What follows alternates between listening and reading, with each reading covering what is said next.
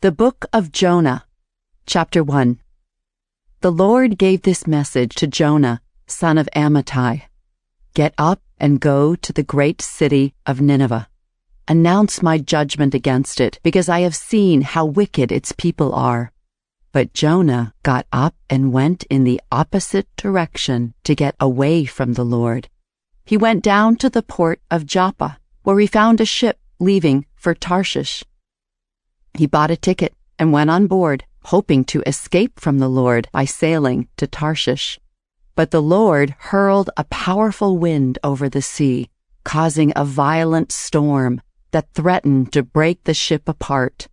Fearing for their lives, the desperate sailors shouted to their gods for help and threw the cargo overboard to lighten the ship. But all this time, Jonah was sound asleep down in the hold. So the captain went down after him. "How can you sleep at a time like this?" he shouted. "Get up and pray to your God. Maybe he will pay attention to us and spare our lives."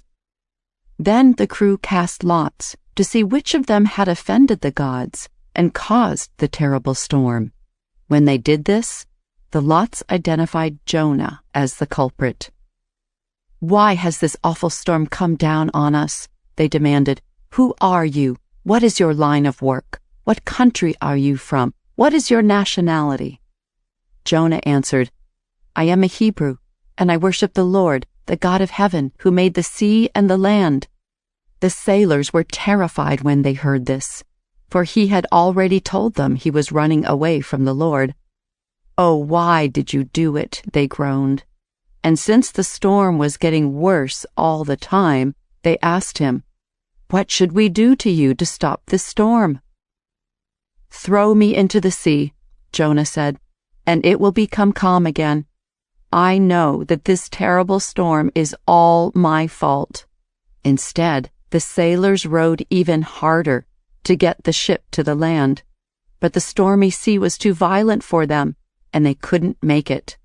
Then they cried out to the Lord, Jonah's God. "Oh Lord," they pleaded, "don't make us die for this man's sin, and don't hold us responsible for his death. Oh Lord, you have sent this storm upon him for your own good reasons."